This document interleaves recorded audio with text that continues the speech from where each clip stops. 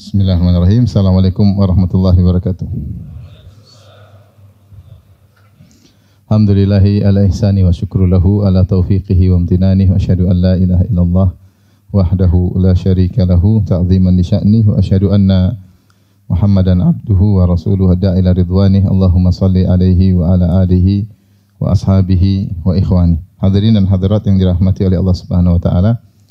Tentunya tidak diragukan bahwasanya di antara ibadah yang sangat mulia adalah ad-da'watu ila Allah, berdakwah di jalan Allah Subhanahu wa taala.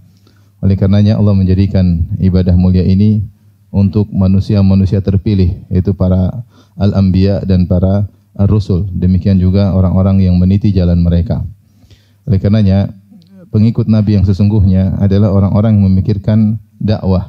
Apa kata Allah Subhanahu wa taala? Qul hadhihi sabili ad'u ila Allah ala basiratin ana wa man ittaba'ani wa subhanallahi ma ana minal musyrikin. Kata Allah Subhanahu wa taala, katakanlah wahai Muhammad sallallahu alaihi wasallam, hadhihi sabili, ini adalah jalanku. Ad'u ila Allah, aku menyeru kepada Allah Subhanahu wa taala, itu berdakwah di jalan Allah.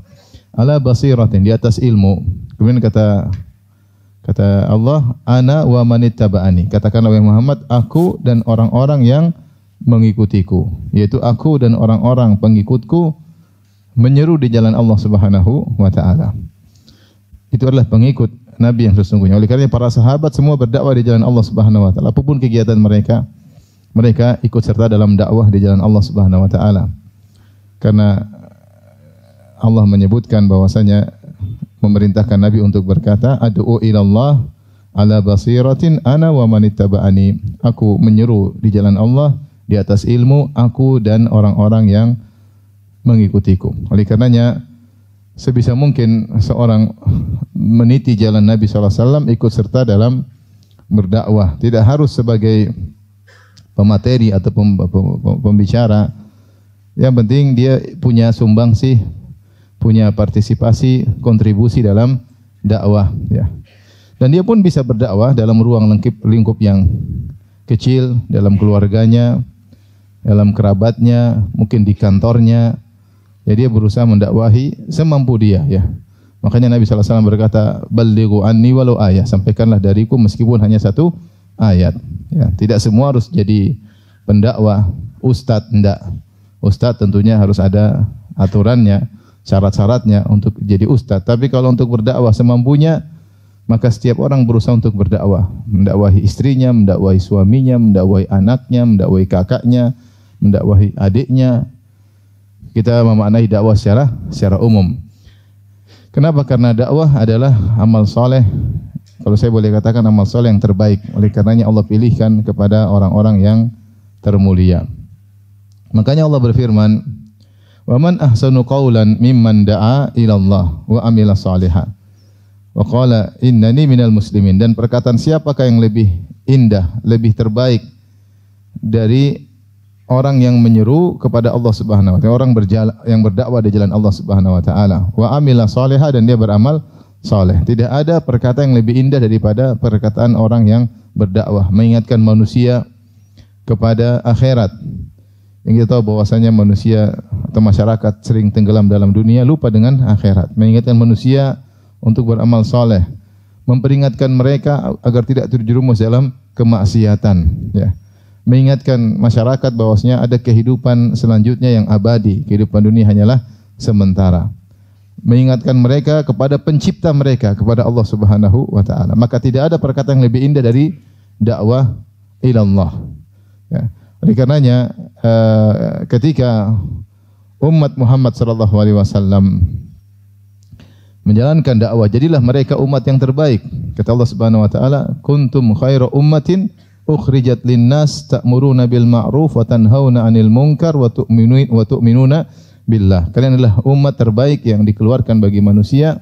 Apa sifat umat terbaik tersebut? Ta'muruna bil ma'ruf wa tanhauna 'anil munkar, yaitu menyeru kepada kebaikan dan mencegah kepada kemungkaran. Itu dakwah. Itu maksudnya konten atau substansi daripada dakwah, al-amru bil ma'ruf wan nahyu 'anil munkar. Jadilah umat Muhammad menjadi umat yang terbaik karena menjalankan dakwah di jalan Allah Subhanahu wa taala, ya. Terlebih lagi Nabi sallallahu alaihi wasallam mengatakan, Man dalla ala khairin falahu mithlu ajri fa'ilihi. Siapa yang menunjukkan kepada suatu kebaikan, kebaikan apapun, kecil atau besar, terkait dengan akhlak, terkait dengan akidah, terkait dengan apapun kebaikan, ya, falahu mithlu ajri fa'ilihi, maka bagi dia pahala seperti orang yang mengikutinya.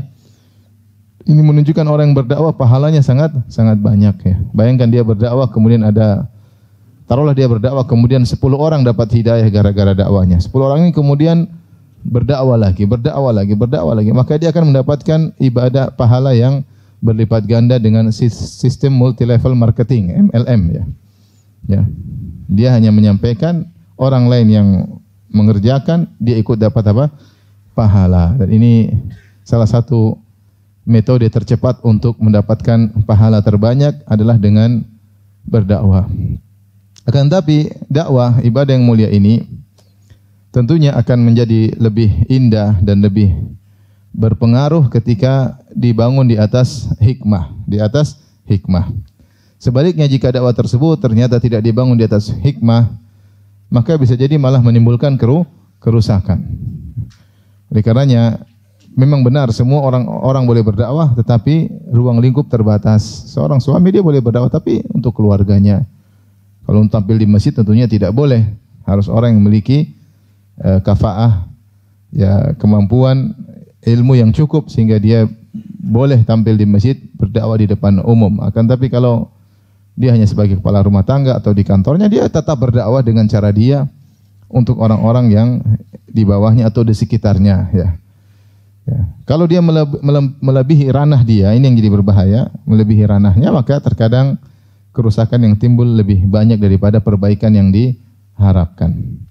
Dari sini dakwah butuh hikmah, dan Rasulullah SAW dialah yang berdakwah dengan penuh hikmah.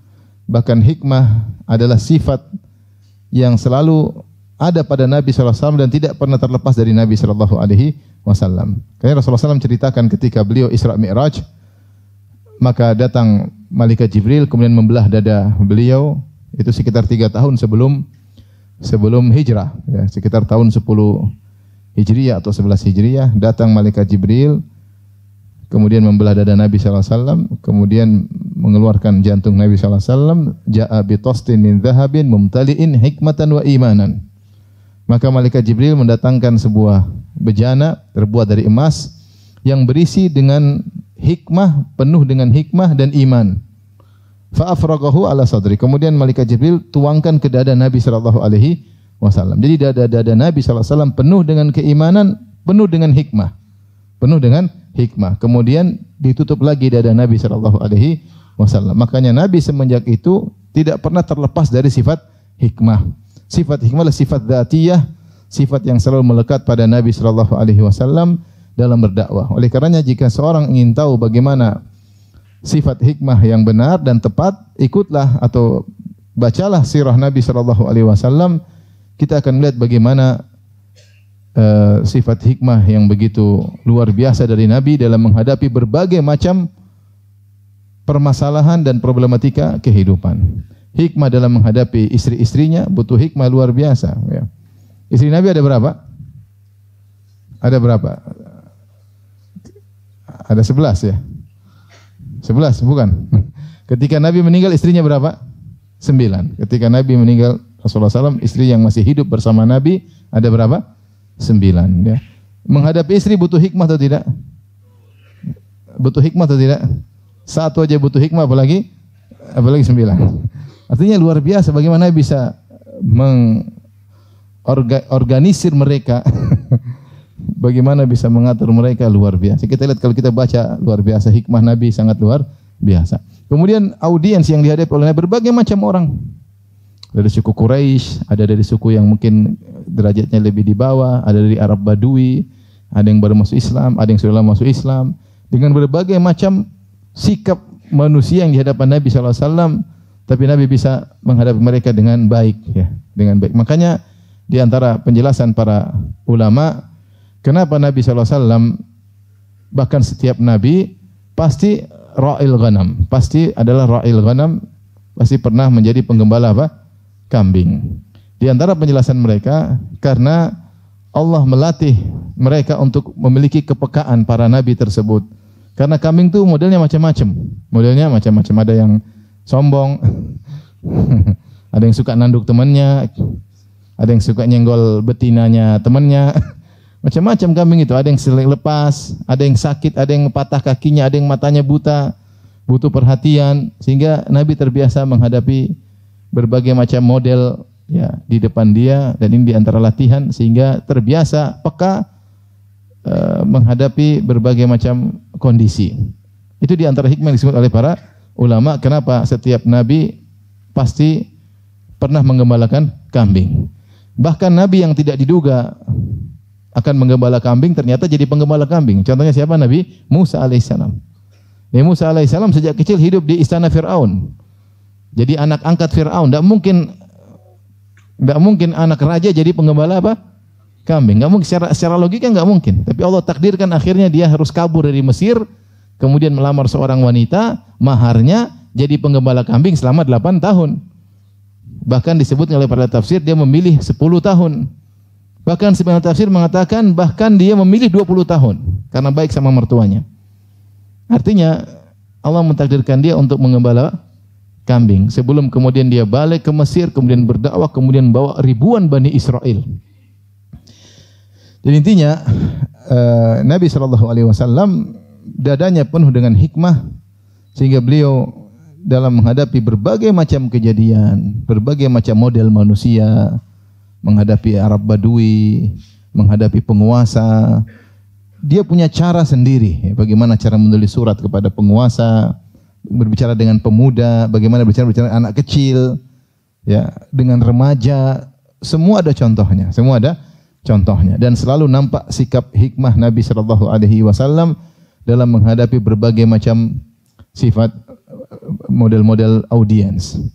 Oleh karenanya siapa yang diberi sifat hikmah? Hikmah secara sederhana yaitu melakukan sesuatu pada tempatnya, meletakkan sesuatu pada tempatnya. Sebagian ulama menafsirkan dengan ilmu, mengerti ilmu, kemudian penerapannya.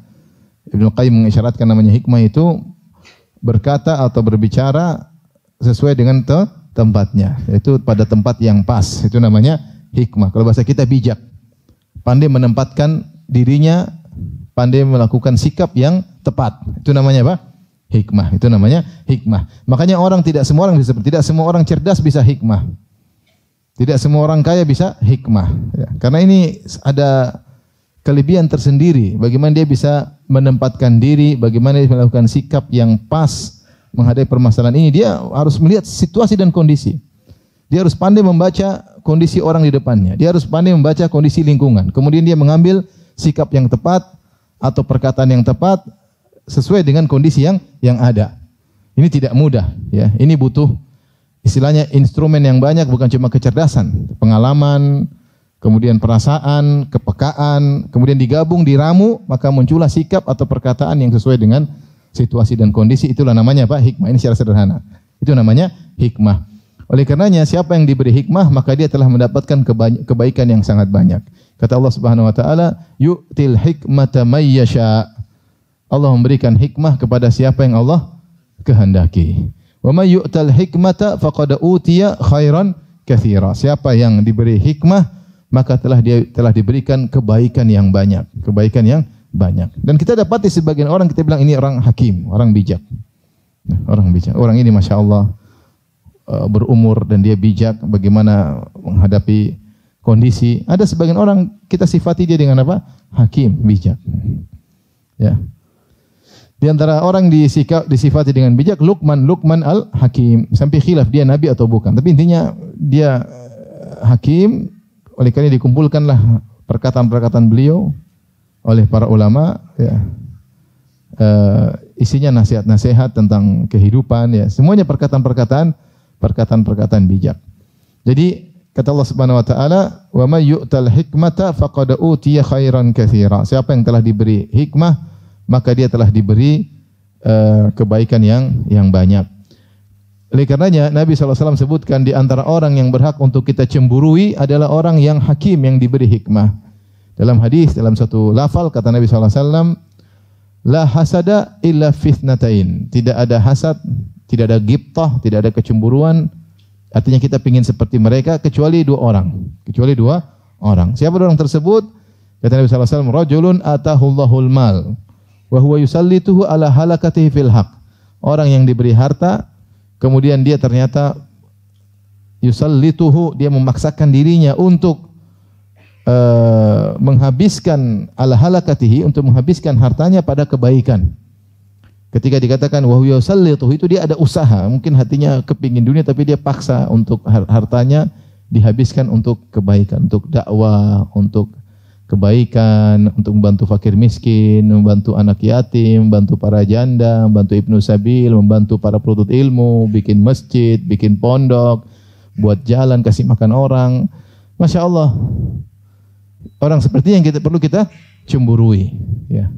Bukan yang punya duit banyak kemudian beli barang-barang branded, tasnya mewah, mobilnya mewah, bukan itu yang. Tapi yang kita takjub, yang disuruh kita cemburu, yang dia punya uang tapi dia gunakan untuk apa? Kebaikan. Ada orang seperti itu, ada, luar biasa ya. Allah bukakan, lapangkan hati mereka, mudah sekali untuk apa? Mengeluarkan uang di jalan Allah Subhanahu wa taala. Mudah sekali. Mudah sekali. Sampai kalau enggak sedekah bingung, kecanduan sedekah ya. Kecanduan sedekah. Sebagian orang kecanduan pelit. Dia kecanduan apa? Sedekah. Ini yang pertama. Yang kedua, kata Nabi sallallahu alaihi wasallam, rajulun atahullahul hikmah. Orang yang Allah berikan kepadanya hikmah. Wa huwa yaqdi biha wa yuallimuha. Maka dia berhukum atau memutuskan perkara dengan hikmah tersebut dan dia mengajarkan hikmah tersebut. Ini orang memiliki ilmu, dia bijak, dia mengajarkan ilmu, dia bersikap memutuskan perkara dengan hikmah. Ini juga adalah orang yang berhak untuk kita cemburui. Maka ini menunjukkan bahwasanya sikap hikmah adalah sikap yang sangat-sangat mulia. Taib, Allah Subhanahu wa taala menyebutkan tentang sikap hikmah dalam firman-Nya. Kata Allah Subhanahu wa taala, "Ud'u ila sabili rabbika bil hikmati wal mau'izatil hasanati wajadilhum billati hiya ahsan." Ya. Kata Allah Subhanahu wa taala, berdakwahlah di jalan Rabbmu bil hikmah, pertama dengan hikmah. Kemudian wal mau'izatil hasanah, kemudian berilah wejangan yang baik. Kemudian wajadilhum billati hiya ahsan, dan debatlah dengan cara yang terbaik. Ini sebagian ulama atau banyak ulama membawakan ayat ini sebagai urutan dalam dakwah, ya. Urutan dalam dakwah, ya. Meskipun sebagian mengatakan tidak urutan, tapi ya kondisi, lihat situasi kondisi. Terkadang dengan hikmah, terkadang dengan mau'izah, terkadang dengan jidal, diskusi atau debat.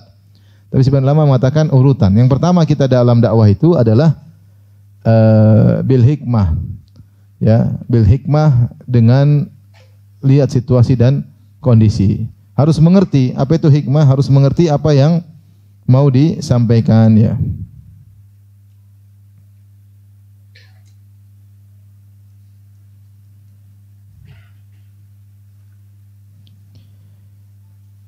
Kata As-Sa'di, Ibn Sa'di rahimahullahu ta'ala dalam tafsirnya, beliau berkata, "Ud'u ila sabili rabbika bil hikmah." Berdakwahlah di jalan Rabbmu dengan hikmah. Ai kullu ahadin ala hasabi halihi wa fahmihi. Yaitu menyeru kepada audiens masing-masing berbeda dengan yang lainnya, sesuai dengan kondisinya, sesuai dengan pemahamannya. Wa qabulihi wa inqiyadihi, dan model orang ini bagaimana, dia mudah terima, mudah nurut atau tidak. Ya.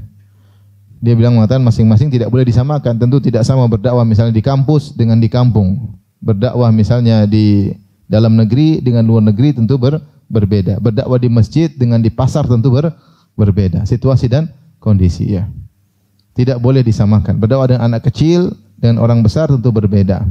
Ya. Berdakwah dengan orang terpelajar dengan yang mungkin belum belajar tentu berbeda. Oleh karena sebagian orang untuk mempermudah ini mereka takhusus, mereka mengkhususkan diri mereka, seperti ada kawan-kawan yang dakwah untuk anak-anak kecil.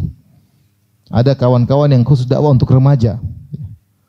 Sehingga dia fokus bagaimana bisa mendakwahi para remaja. Sebagian fokus bagaimana bisa mendakwahi anak kecil. Sebagian fokus bagaimana bisa mendakwahi misalnya di kampus. Beda-beda.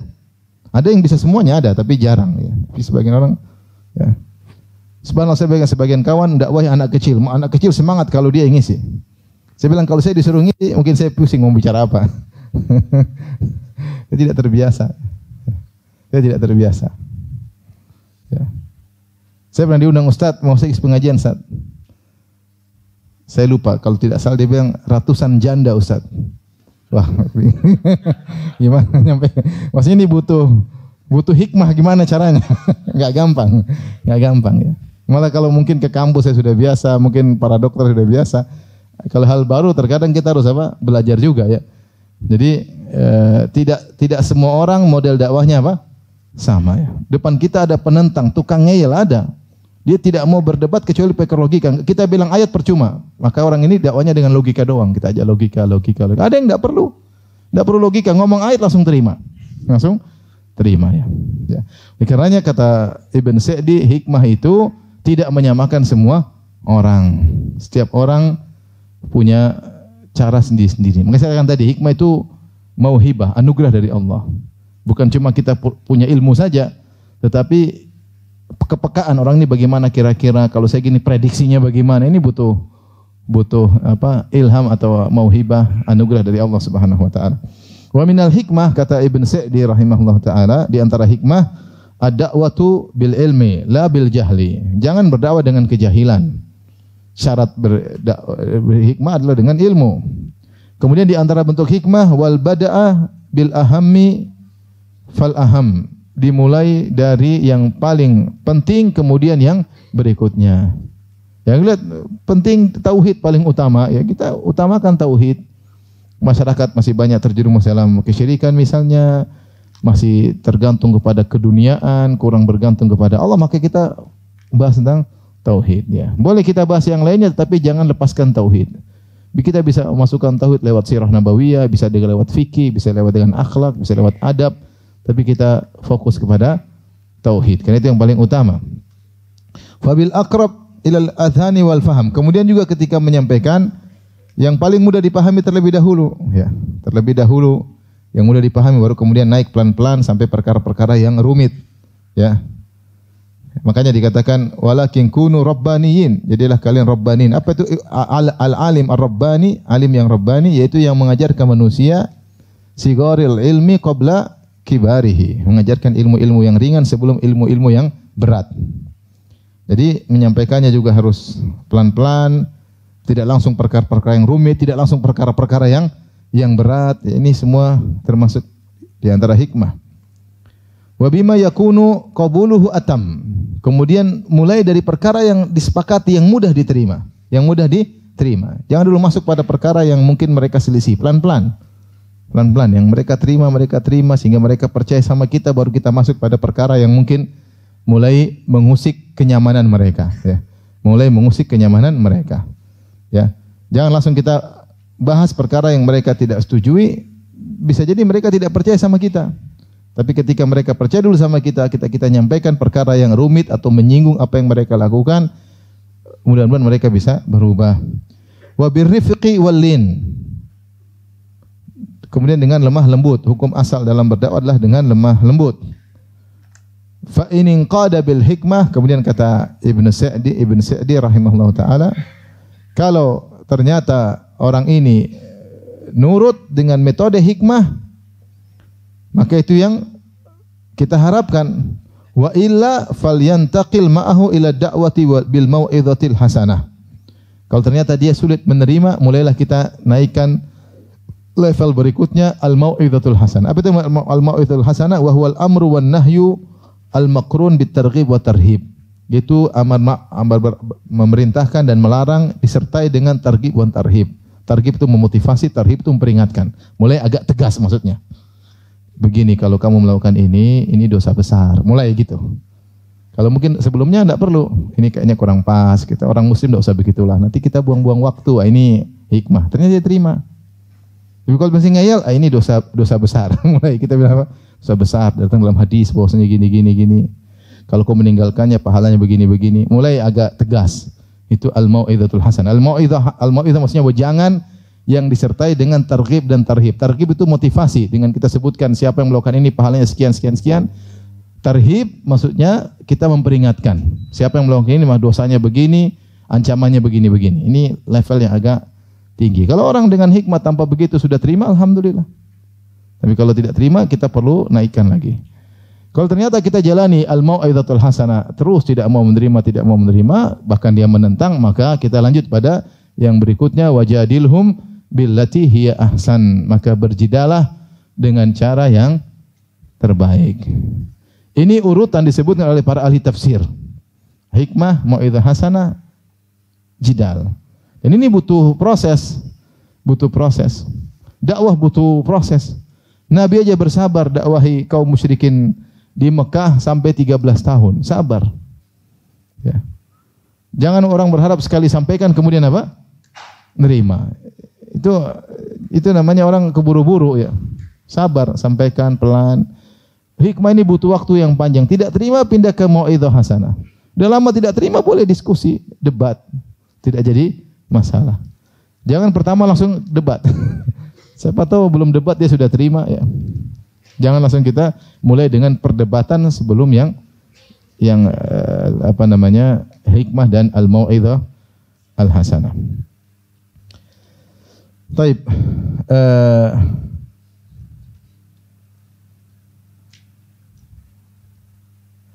Oleh karenanya hikmah menunjukkan tidak mesti satu model ya. Artinya dalam dakwah kita tidak harus lembut terus. Memang benar bahwasanya al-aslu fid dakwah al-lin. Hukum asal dalam berdakwah adalah dengan lemah lembut. Ini hukum asal. Tidaklah kita beranjak dari lemah lembut kepada ketegasan atau sikap agak keras kecuali memang kondisi mengkonsekuensikan hal tersebut. Hukum asal seorang dengan lemah lembut. Hukum asal. Ya. Oleh karenanya lihatlah Nabi Musa alaihissalam ya.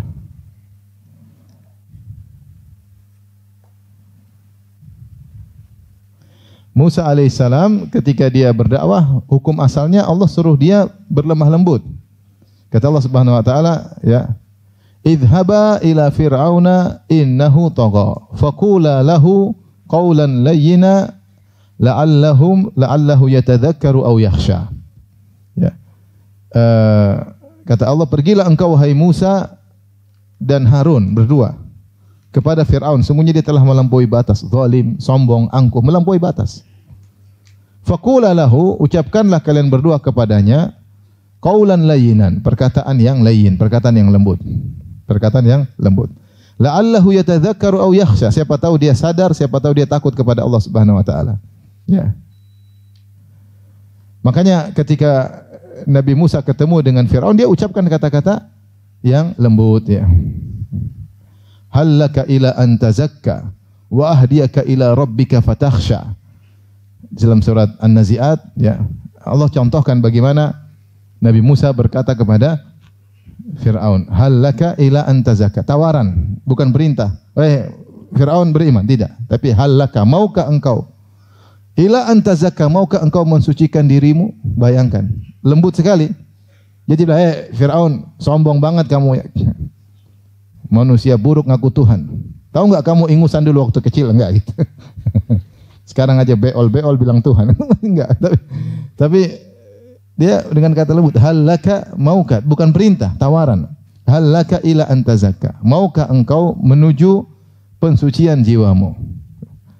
Wa ahdiyaka ila rabbika fatakhsha, aku akan membantu mengarahkan kepada Rabbmu. Lembut sekali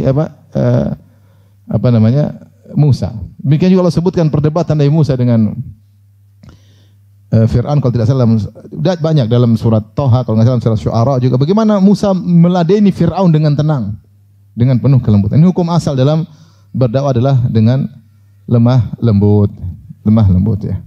Berjalan bertahun-tahun, Fir'aun ngeyel. Fir'aun apa? Ngeyel. Ya. Maka Musa merubah sikapnya. Di antaranya Allah sebut dalam surat Al-Isra, qala laqad alimta ma anzala haula'i illa rabbus samawati wal ardi basair. Wa inni la'adhunnuka ya Fir'aun mathbura. Ya, agak kasar Musa. Sungguh Fir'aun, kau sungguh tahu tidak ada yang menurunkan ya ini semua mukjizat yang saya tampakkan kepadamu ya.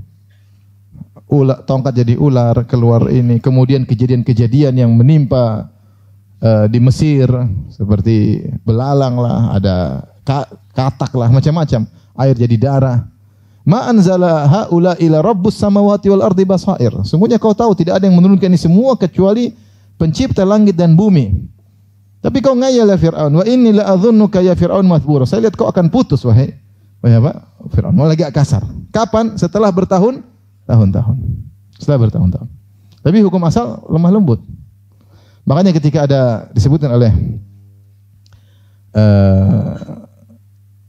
Ibnu Jauzi dan juga dalam buku tarikh yang lain, ketika ada seorang datang kepada seorang ulama datang kepada amir atau kepada khalifah atau amir, punya pembesar atau pejabat. Dia mengatakan, "Wahai fulan, aku akan menasihatimu. Wa musyaddidun alaik, dan aku akan tegas. Bersabarlah atas nasihatku ini." Ini orang alim ini bilang sama gubernur atau raja. Saya akan menasihatimu dan saya akan kencing menasihatiku. Sabarlah mendengar nasihatku.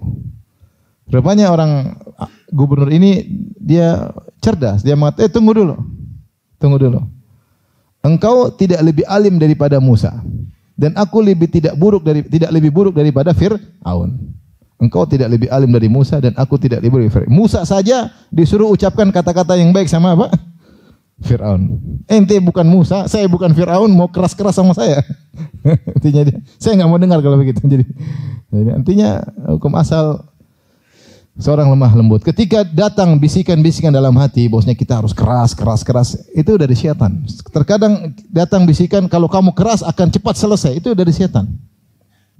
Semua itu butuh proses. Meluruskan anak butuh proses. Meluruskan istri butuh apa? Butuh berproses-proses. Panjang ceritanya, tidak semudah yang dibayangkan. Ya. Jadi ketika setan datang suruh kita segera, ini kadang-kadang kita akhirnya terburu-buru, tergesa-gesa, akhirnya patah. Tidak yang seperti kita harapkan. Butuh sabar pelan-pelan proses agar ketika jadi benar-benar jadi yang matang. Ya. Tapi saya katakan tadi bahwasanya ini menunjukkan meskipun hukum asal dakwah adalah lemah lembut, namun tidak selalu lembut. Terkadang al-mau'izatul hasanah, terkadang agak tegas, terkadang jidal. Bukan berarti kalau ada yang keras berarti salah, enggak. Dia mungkin keras pada tempatnya. Kalau dia keras melulu ini salah. Kalau dia lembut melulu juga salah. Terkadang dia lembut, terkadang dia keras. Nabi Musa sudah mencontohkan dia lembut dalam waktu yang lama, terkadang dia tegas ketika berdialog dengan siapa? Fir'aun ya. Adapun hukum asal lembut banyak sekali ya. Seperti firman Allah Subhanahu wa taala kepada Nabi Muhammad SAW, "Fabima rahmatim minallahi lintalahum." Fabima, yaitu dengan sebab rahmat Allah, ya. Lintalahum, kau jadi lembut kepada mereka. Walau kunta faddan ghalidhal qalbi lam faddu min haulik. Kalau kau kasar dan berkata-kata kasar, keras, lam faddu min haulik, maka para sahabat akan kabur darimu. Darimu. Para sahabat adalah orang-orang yang memiliki jiwa yang terbaik. Sebagian berkata Ibnu Mas'ud, "Innallaha nadhara ila ahlil ard." Allah melihat kepada penghuni bumi, fawajada quluba ashabin Nabi sallallahu alaihi wasallam abarral qulub. Allah melihat bahwasanya hati manusia yang terbaik adalah hatinya para sahabat. Itu Abu Bakar, Utsman dan lainnya. Tetapi untuk bisa mengambil hati mereka, Nabi pun harus lemah lembut. Bahkan Allah sebutkan ini di antara nikmat Allah kepada Nabi. Kata Allah Subhanahu wa taala, "Fabima rahmatin minallah." Sebenarnya ayat itu fabi rahmatin minallah. Tapi Allah tambah dengan ma. Ma ini la mahalalaha minal i'rab. Tidak ada i'rabnya secara i'rab, tetapi dia secara fungsi litaukid.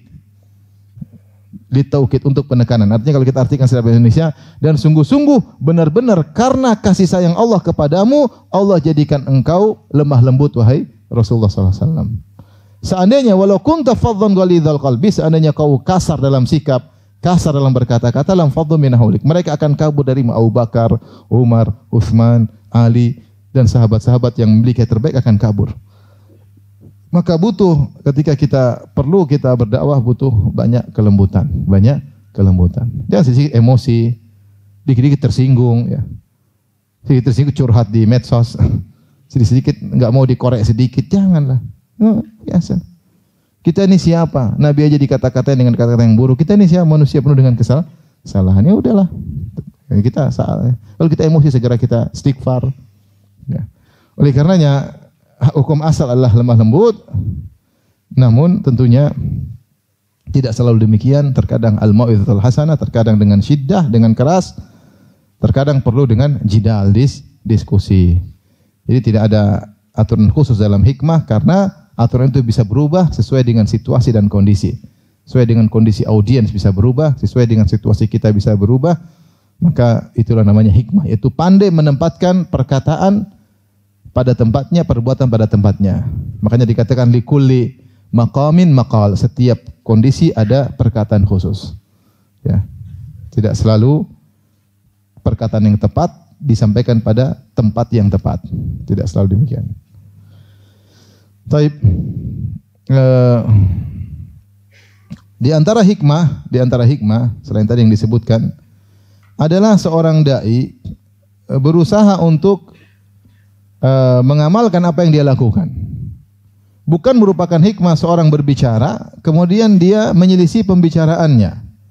Tentu tidak semua yang disampaikan dai bisa dia kerjakan, tapi dia berusaha. Kalau dikatakan seorang dai harus mengerjakan apa yang semua dia kerjakan, enggak ada yang bisa berdakwah. Apalagi para dai menyampaikan nasihat-nasihat salaf, gimana? Susah. Tapi paling tidak dia berusaha semaksimal mungkin untuk bisa menjalankan apa yang dia sampaikan ya.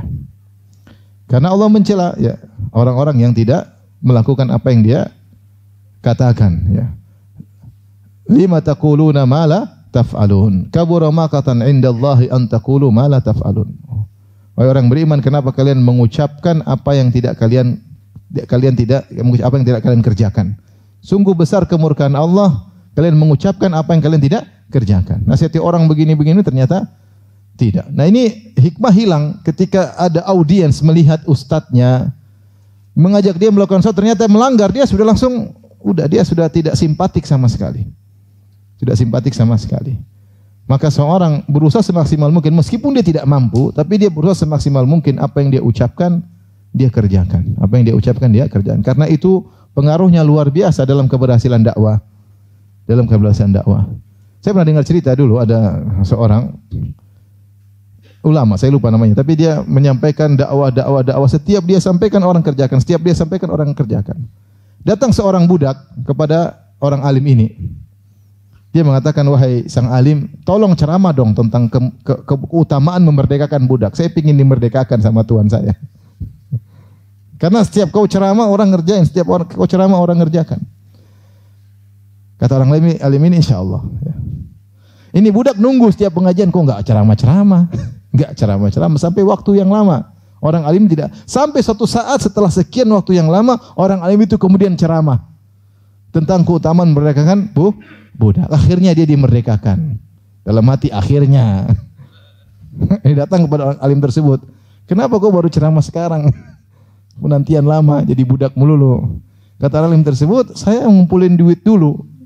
Saya merdekakan budak dulu, baru saya ceramahkan. Jadi maksud saya, kita tidak bicara strata level para dai saja. Saya bilang kita semua pendakwah, tentu dengan ranah masing-masing dan level masing-masing.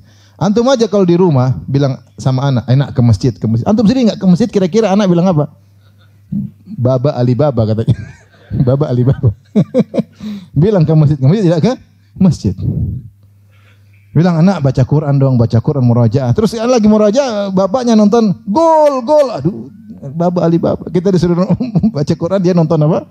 Bola. Jam 2 malam bangun kirain salat malam, ternyata nonton apa? Bola. Jadi anak-anak lima taquluna ma la taf'alun. Enggak nyambung. Susah. Itu hikmah hilang. Nah, harus jujur. Ini kita sendiri bohong. Jujur.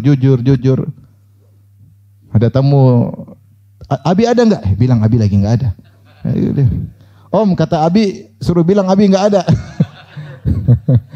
Jadi repot. Hikmah tidak muncul di rumah. Ini maksudnya skala kecil. Kita tidak menerapkan apa yang kita ucapkan.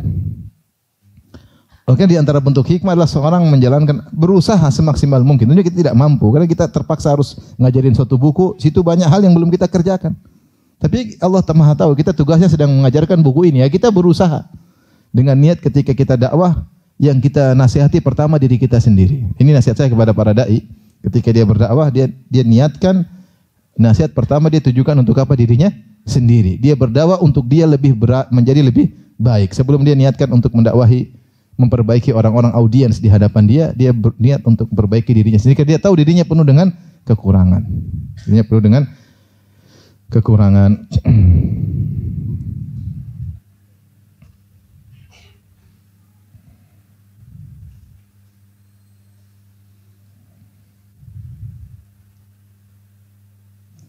Taib, di antara hikmah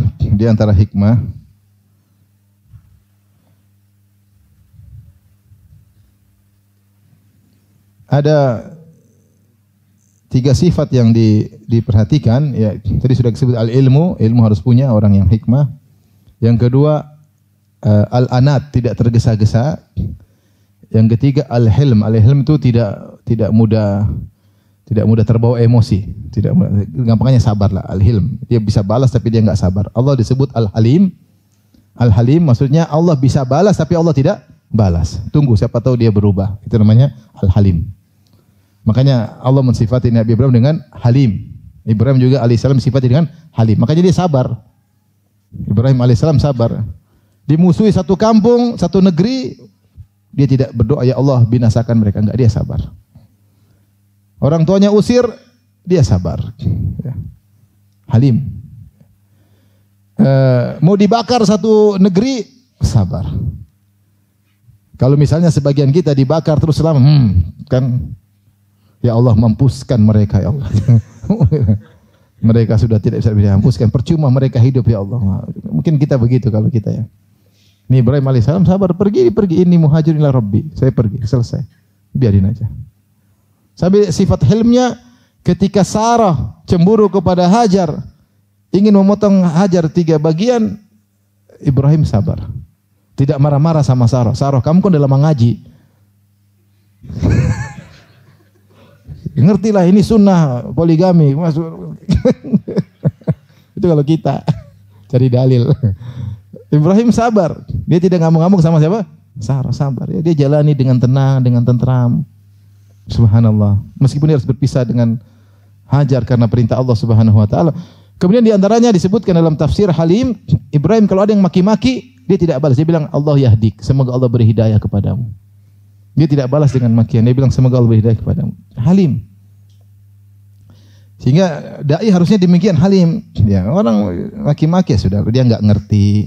Begitu harusnya. Ini saya bukan begitu, cuma maksudnya kita berharap bisa begitu ya. Jangan sedikit-sedikit kemudian curhat di medsos ya. Kemudian bikin ngundang wartawan untuk bikin heboh masalah. Sabar aja. Kita ini siapa? Ingat Nabi Muhammad SAW dicela, dicerca, dilempar. Ya. Itu sudah terbaik, paling lembut, paling berakhlak mulia, tidak punya kekurangan, tidak punya kesalahan, masih aja dicela. Apalagi kita model kayak gini, mau dicari kesalahannya banyak sekali. Maka kalau dibilangnya jangan langsung emosi, sabar, tenang ya, tenang. Kalau nggak gitu nanti kita contohkan keburukan kepada orang. Sedikit-sedikit kemudian disinggung, ngamuk, sedikit-sedikit ngamuk. Akhirnya orang terbiasa seperti itu. Kita ini siapa ya? Kalau tidak bisa diusir di sana, ya pergi di situ. Jangan di sana melulu. Masih banyak orang tempat bisa menerima apa? Dakwah. Ya. Jangan tidak usah rame-rame kemudian bikin heboh. Tenang aja. Oleh karenanya butuh sifat ilmu harus jelas. Karena kalau dia tidak punya ilmu, dia tidak bisa tahu yang tepat mana yang salah. Ilmu harus. Kalau orang namanya hikmah harus punya ilmu. Kalau enggak punya ilmu nanti dia salah menempatkan. Dia sangka ini bijak ternyata tidak bijak. Contoh misalnya, ini orang pelaku maksiat. Kalau dia nggak punya ilmu ya, gimana ya supaya dia bisa dapat hidayah? Udah saya pacarin dulu deh misalnya. Saya pacarin, lama-lama saya kenalkan, akhirnya dapat hidayah. Tapi ini cara yang nggak benar. Kita pacarin dulu. Boleh nggak pacaran? Nggak boleh, khalwat. Kalau dia nggak punya ilmu, dia akan lakukan. Dia akan lakukan. Contoh, menurut dia bijak, berhasil.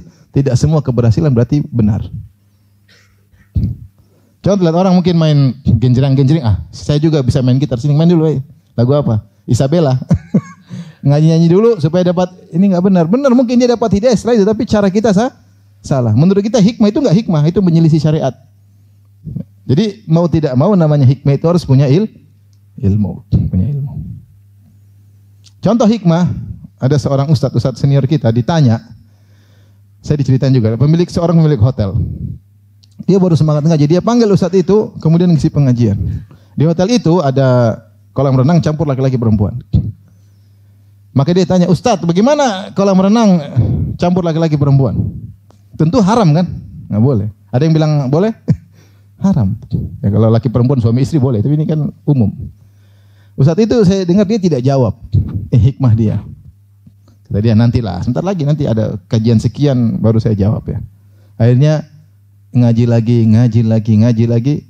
Belum sampai kajian sekian, dia tidak perlu tanya lagi, udah ngerti. Dia rubah hotel tersebut jadi hotel Islami. Jadi terkadang tidak harus kasih jawaban pada saat tersebut. Ini contoh apa? Hikmah. Contoh hikmah.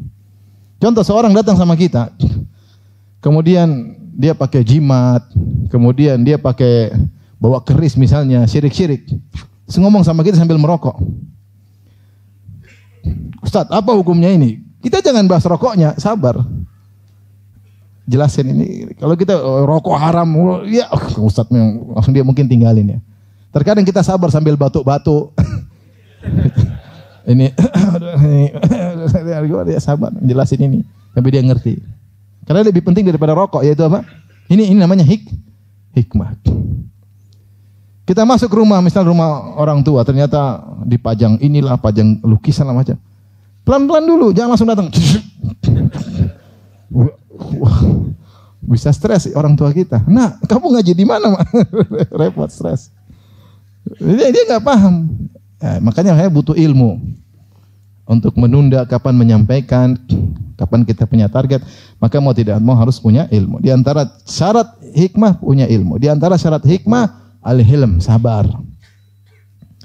Di antara syarat hikmah disebut oleh para ulama al-anat, yaitu tidak tergesa-gesa, tidak tergesa-gesa. Jangan tergesa-gesa dalam dakwah, dalam mengajar, dalam memberi nasihat, ya. Kita sampaikan, kita tunda lagi. Lihat proses dia mulai berkurang, sampaikan lagi. Lagi senang-senang, dia lagi ketawa-ketawa, jangan dulu disampaikan, nanti ada waktunya. Itu semua butuh kesabaran. Nabi SAW saja 13 tahun bersabar di Mekah pun tidak semua kemudian masuk apa? Islam.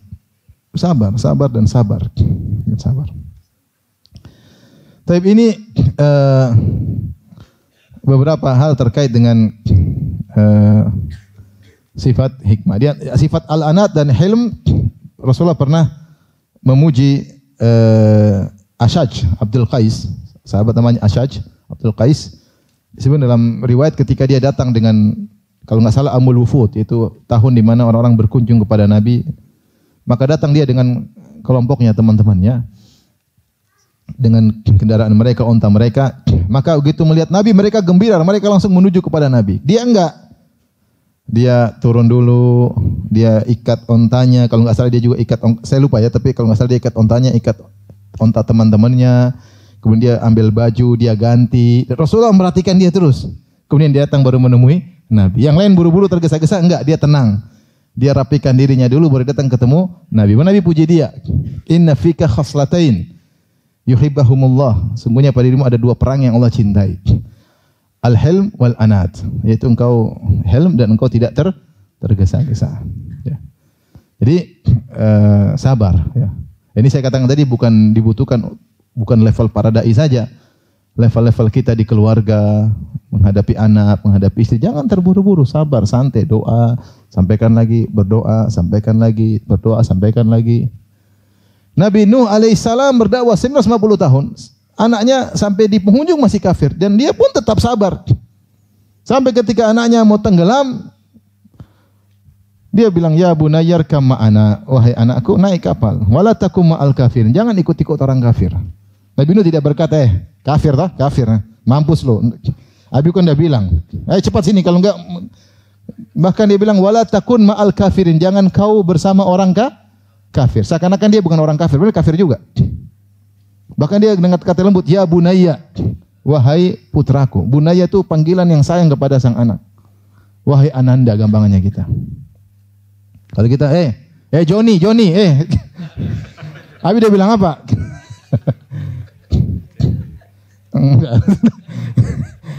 Johnny, kamu ngapain? Kalau kita mungkin langsung sebut namanya. Dasar anak ini udah mampus lu. Emang anak Abi cuma kamu aja?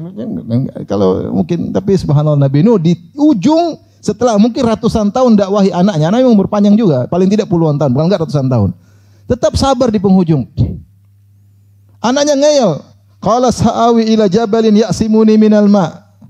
Nuh, saya akan pergi ke puncak gunung, saya tidak akan kena banjir. Nuh tetap mengatakan, la asimal yauma min amrillah illa marrahim. Enggak bisa, sekarang ini tidak ada yang selamat kecuali yang dirahmati oleh Allah. Ya. Lagi ngobrol-ngobrol, fahala bainahumal mauj, tahu-tahu ada ombak, fakana minal mughraqin, tenggelam. Subhanallah. Jadi sabar, tenang. Berhasil enggak berhasil urusan Allah Subhanahu wa taala. Tapi tetap tenang. Kita berdakwah dengan tenang, dengan sabar. Ya, kalau enggak ada yang ikut, Nabi Nuh aja pengikutnya cuma 950 tahun berdakwah, pengikutnya cuma sekitar berapa? 80. Cuma sekitar 80 orang. Artinya kalau kita bagi rata, satu orang dapat hidayah 11 tahun. Ceramai 11 tahun cuma satu orang dapat apa? Hidayah. Nabi Nuh alaihissalam. Nabi Isa alaihissalam, apalagi yang kurang? Muridnya cuma seberapa? Dikejar-kejar sama Romawi, orang Yahudi ingin bunuh dia. Cuma berapa belasan orang muridnya, Nabi Isa alaihissalam. Kita apa dibandingkan dengan Nabi Isa alaihissalam? Wa ja'alani mubarakan aina ma kuntu, Allah jadikan aku berkah dimanapun aku berada. Mengajar, sabar, hidup miskin. Itu pun mereka cuma belasan orang ketika itu. Kejar-kejar, kemudian berarti dia gagal, tidak berhasil, tidak bisa dakwah penguasa. Itu semampu dia. Dakwah tauhid, akhlak, sabar. Dan Nabi berkata, wan nabiyya ma'arrahtu, aku melihat seorang nabi pengikutnya cuma sampai 9 orang, 3 sampai 9, 7, 6. Wan nabiyya ma'ahu rajulu war rajulani. Nabi pengikut cuma 2 orang, ada pengikut Nabi cuma 1 orang. Wan nabiyya wa laisa ma'ahu ahad, dan aku melihat di padang mahsyar nanti seorang nabi tidak ada pengikutnya sama sekali. Apakah dia tidak hikmah? Dia hikmah, dia sudah berusaha. Tapi keberhasilan di tangan siapa? Allah. Oleh karenanya utuh ilmu, hilm dan al-anat.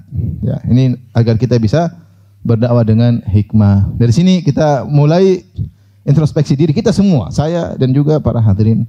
Mungkin selama ini dakwah kita perlu diperbaiki, mungkin kita kita kurang sabar, kita cepat marah, kita cepat emosi, kata kita terlalu kasar. Pelan-pelan ya, pelan-pelan. Mungkin dakwah kita terkadang kurang ikhlas, mungkin kita ketika debat ingin menang, bukan ingin agar hidayah sampai kepada dia, tapi ingin apa? Ingin menang. Nah, ini perlu kita introspeksi diri. Kalau kita sudah melakukan semaksimal mungkin, serahkan sama Allah Subhanahu wa taala. Ya, saya katakan tadi ini bukan cuma level para ustaz. Masing-masing kita berdakwah. Antum punya orang tua, sebagian orang tua antum mungkin belum kenal apa? Sunnah. Antum punya istri, sebagian istri antum mungkin belum berjilbab. Antum punya anak, mungkin anak antum ada yang belum berjilbab, ada yang belum salat. Ya. Antum punya kakak adik, mungkin ada yang belum dapat hidayah. Dakwahi mereka. Pelan-pelan. Jadikan ini sarana dapat pahala. Pelan-pelan, semaksimal mungkin yang bisa kita lakukan. Taib, inilah yang bisa saya sampaikan terkait dengan masalah hikmah dalam apa? Dakwah. Semoga Allah menganugerahkan hikmah kepada kita semua. Adapun contoh hikmah dari dakwah Nabi SAW, maka sangat banyak contohnya. Mau dibacakan atau tidak? Boleh. Nanti pengajian tambah panjang nih, tidak hikmah.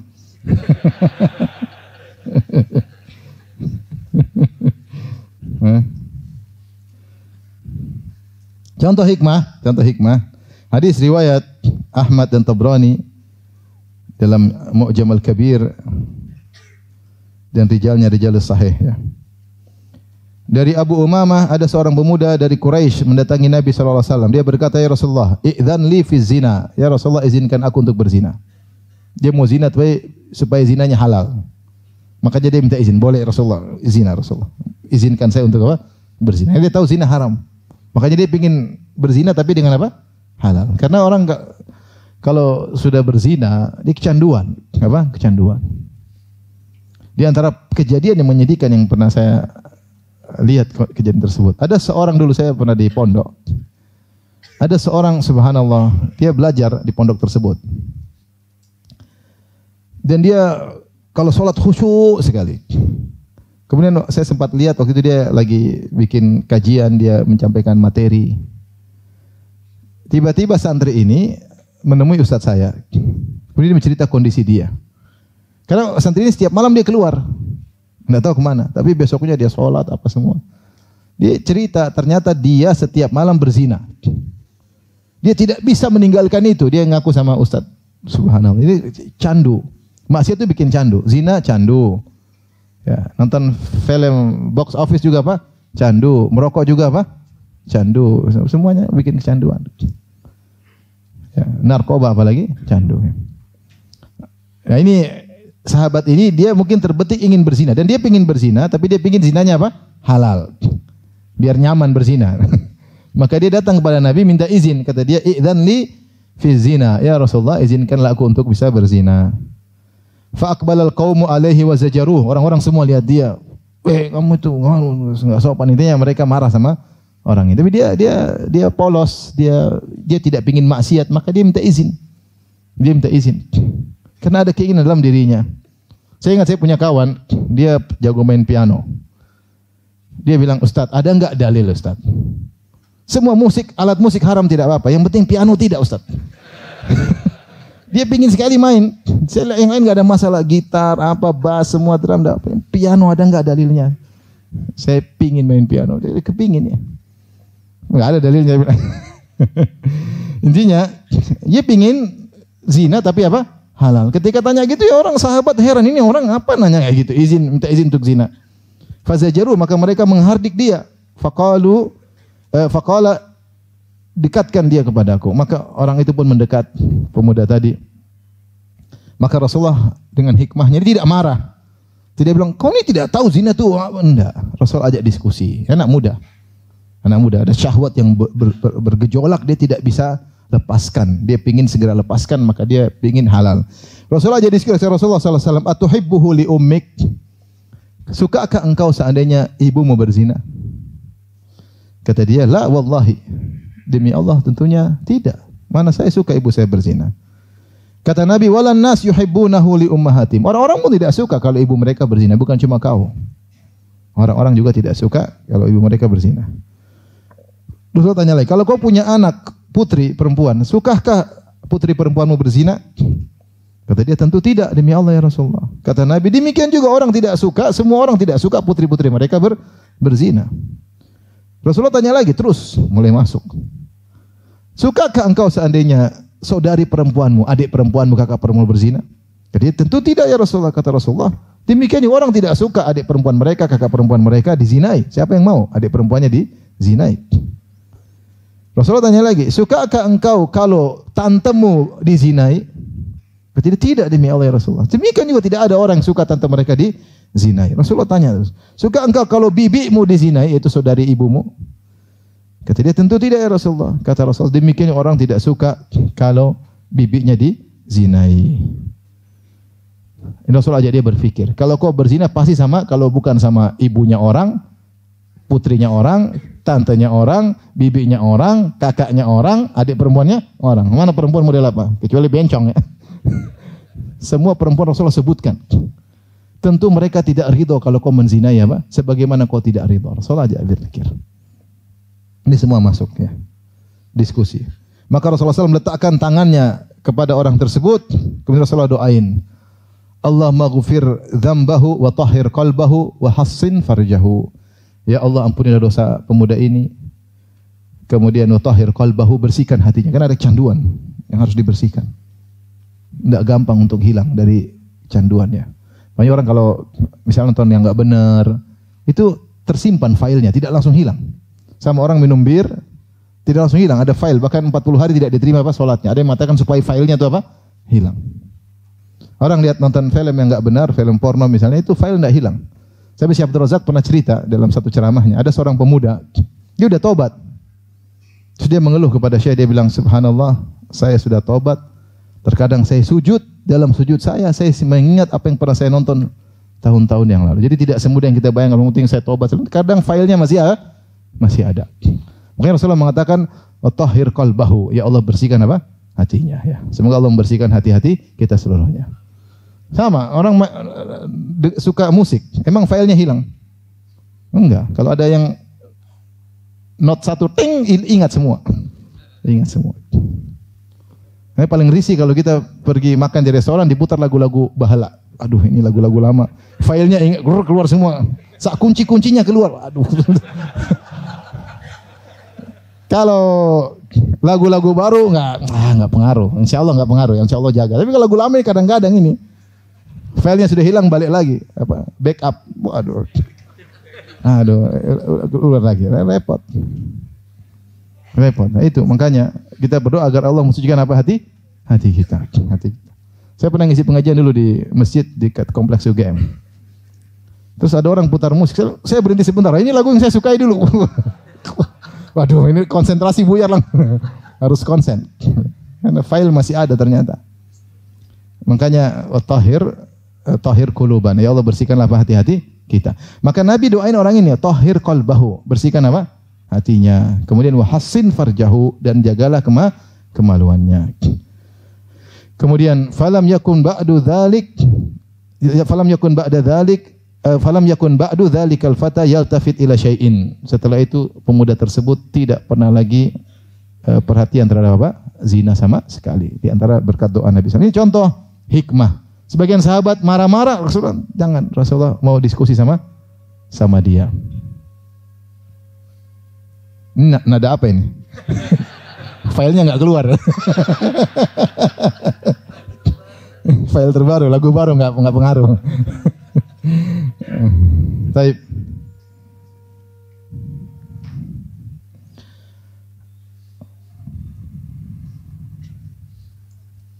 Di antara hikmah banyak, contohnya banyak. Saya sebut nggak usah banyak, waktu kita terbatas ya. Contoh lagi.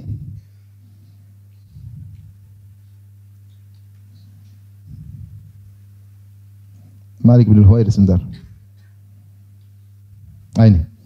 Dalam Sahih Bukhari dari Abu Sulaiman, Malik bin Huwairits. Malik bin Huwairits seorang sahabat yang sering meriwayatkan tentang sifat salat Nabi sallallahu alaihi wasallam. Dan dia termasuk sahabat yang terakhir bertemu dengan Nabi sallallahu alaihi wasallam. Bahkan terkadang kalau ada khilaf, sebagian ulama merajihkan ini hadis Malik bin Huwairits lebih kuat daripada hadis sahabat yang lain, karena Malik bin Huwairits diajari Nabi oleh Nabi salat di akhir hayat Nabi sallallahu alaihi wasallam.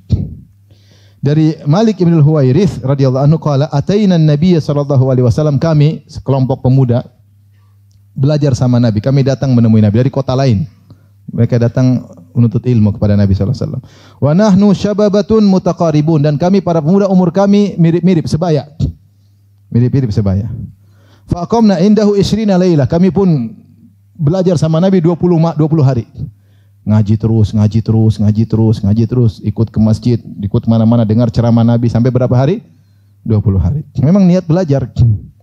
Fa dhanna anna ishtaqna ahlana. Nabi melihat kami kayaknya rindu sama istri-istri. Rindu sama keluarga. Wa sa'alana amman tarakana fi ahlina. Rasul akhirnya nanya, gimana tentang apa yang kami tinggalkan di keluarga kami. Tanya istri bagaimana, anak-anak. Rasul ajak. Bukan ngaji terus, Rasulullah ngobrol sama mereka, gimana istri anak-anak. Fa akhbarnahu. Kami pun kabarkan istri begini, anak-anak. Rasulullah lihat ini pada kangen semua ini. Baru 20 hari apa? Kangen. Wa kana rafiqan rahiman. Rasulullah lembut dan penyayang. Faqala, melihat kami kangen, kata Rasulullah SAW, irji'u ila ahlikum. Pulang semua. Pulang ke istri-istri apa? Kalian. Pulang ke anak-anak kalian. Fa'allimuhum wa muruhum wa sallu kama ra'aitumuni usalli. Ajarkan mereka, perintahkan mereka salat seperti aku salat. Wa idza hadratis salat falyu'adzin lakum ahadukum. Kalau tiba waktu salat di tengah jalan perjalanan kalian, azanlah. Ini di antara dalil bahwasanya azan juga disyariatkan ketika musafir. Kalian dalam perjalanan pulang ada waktu azan. Tsumma liya ummakum akbarukum. Kemudian jadi imam yang paling tua di antara kalian. Artinya Rasulullah SAW juga, lupakan istri itu, belajar. Enggak, Rasul suruh pulang malah. Pulang ya. Pulang. Itu terlalu lama, 20 hari ninggalin apa? Keluarga. Rasulullah sayang, Rasulullah tanya, udah pulang aja lah. Pulang. Ini ilmu, ini cukup segini dulu. Apa? Yang penting pulang ketemu apa? Keluarga. Makanya dia mengatakan, wa kana rafiqan rahiman. Rasulullah SAW lembut dan sangat penyayang, itu mengerti kondisi kami. Yang belajar 20 hari ternyata rindu kepada anak istri. Ternyata Rasulullah SAW nyuruh mereka untuk pulang ya, karena Rasulullah sayang kepada mereka, jangan sampai mereka belajar dalam kondisi terganggu karena mikir anak dan istri. Ini contoh bagaimana sikap bijak Nabi sallallahu alaihi wasallam. Tapi tentunya masih banyak, saya rasa sampai sini saja apa yang saya sampaikan. Tapi demikian saja apa yang saya sampaikan. Subhanakallah bihamdik asyhadu an la ilaha illa anta astaghfiruka wa atubu ilaik. Assalamualaikum warahmatullahi wabarakatuh.